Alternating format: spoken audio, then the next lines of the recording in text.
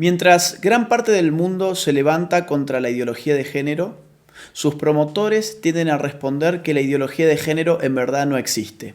¿Existe o no existe la ideología de género? Podemos definir la ideología de género de una manera muy sencilla. La ideología de género es, en una palabra, un conjunto de ideas anticientíficas que con propósitos políticos autoritarios desarraigan de la sexualidad humana su naturaleza y la explican exclusivamente a partir de la cultura. La idea medular de la ideología de género es que sexualmente hemos sido construidos por nuestro entorno y en consecuencia estamos llamados a deconstruirnos. Ahora bien, aquellos que argumentan que la ideología de género no existe, rara vez nos dicen qué entienden ellos por ideología. Ideología tiene dos grandes acepciones. Una acepción clásica que entiende a la ideología como un conjunto de ideas contrarias a la razón, contrarias a la ciencia. Esta concepción de ideología ha sido, por ejemplo, la de Carlos Marx. Carlos Marx veía la ideología como un espejo a partir del cual uno veía su imagen invertida, las patas para arriba y la cabeza para abajo.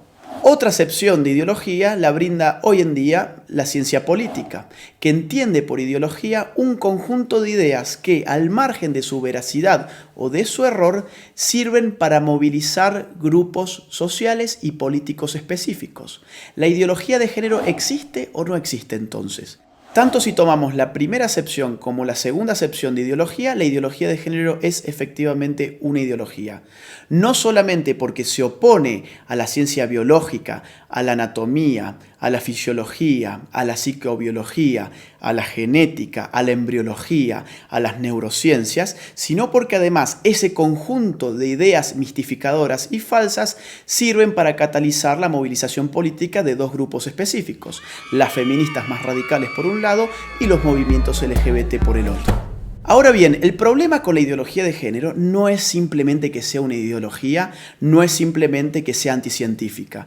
El problema con la ideología de género es que representa un grave ataque a nuestras libertades individuales. La ideología de género no se puede sostener de no ser por el concurso del Estado. No hay ideología de género sin estatismo. Mírese cualquier país de Occidente que esté aplicando políticas de género y lo que va a ver es un Estado en constante expansión a expensas de la libertad individual de sus ciudadanos. Pongamos esto con un ejemplo claro. Supongamos que Juan se autopercibe como Superman. Él tiene toda la libertad y todo el derecho del mundo de autopercibirse como él quiera hacerlo. Supongamos que Juan, que ahora se autopercibe como Superman, nos dice que se va a arrojar desde un rascacielos. Juan evidentemente puede hacerlo. Lo que no tiene derecho Juan es formar un lobby de personas que se autoperciben como superhéroes y obligarnos a nosotros los ciudadanos a que los percibamos como ellos se autoperciben y mucho menos obligarnos a financiarles sus capas de superhéroes, a financiarles sus tratamientos para convertir su cuerpo en el cuerpo de superhéroes y mucho menos meterse en la conciencia de nuestros hijos y educarlos a través de un sistema adoctrinante en que ellos también pueden ser como Juan el superhéroe. Y ejemplos como este, que evidentemente es algo exagerado, se dan en otro nivel en nuestros países más frecuentemente de lo que pensamos. Por ejemplo, mi país, Argentina. Un señor llamado Sergio cumple sus 60 años. Ocurre que en la Argentina las mujeres se jubilan con 60 años y los hombres con 65. Sergio, muy perezoso, dice: no quiero ir a trabajar más y tengo un estado que me dice que la sexualidad depende de mi autopercepción, que yo soy sexualmente aquello que yo defino ser, no solamente para mí mismo, sino para los demás. ¿Qué hizo entonces Sergio? Fue al Estado, se cambió su sexo frente al Estado, estafó al pueblo argentino porque ahora se jubiló 5 años antes.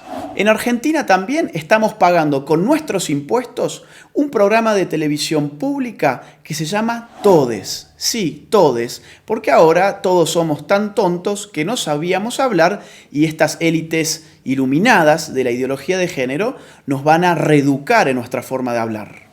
Eso es lo que se llama lenguaje inclusivo y en la Argentina ya lo estamos pagando con nuestros propios impuestos. Veamos otro tipo de ejemplo, un caso argentino, el de Babi Echecopar.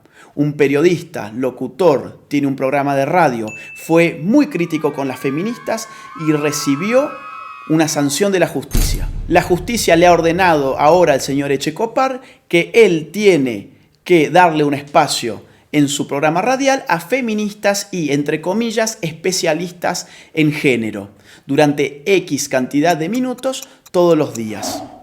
Babi Echecopar y todo su equipo tienen terminantemente prohibido refutar a las feministas y a los especialistas de género antes, durante y después de su participación. En Europa, por supuesto, esto adquiere ribetes más radicales. Veamos el caso de Suecia. El partido de izquierda recientemente propuso una ley para obligar a los hombres a orinar de sentados en los baños públicos. Consideremos también el caso de Hazte Oír, la ONG española que en marzo del 2017 lanzó a las calles un autobús anaranjado que decía: los niños tienen pene, las niñas tienen vulva, que no te engañen. De inmediato, un juez emitió una orden para inmovilizar el autobús, afectando la libertad de circulación y de expresión de Hazte Oír, bajo la presuposición de que decir semejante cosa era un crimen de odio. Después de todo, según la ideología de género, existen niñas con pene y niños con vagina. En febrero de 2019, el gobierno socialista español terminó retirándole a Hazte Oír su utilidad pública precisamente por criticar el dogma de género. Mientras tanto, en el País Vasco se ha pedido la prohibición del fútbol como deporte en los colegios porque se dice que territorializa con criterios de género el espacio recreativo. ¿Tanto se mete el Estado en tu vida bajo la hegemonía de la ideología de género que, por ejemplo, tomemos el caso canadiense? Allí, un proyecto de ley pretende penalizar a aquellos que utilicen pronombres de género equivocados. ¿Y esto qué significa?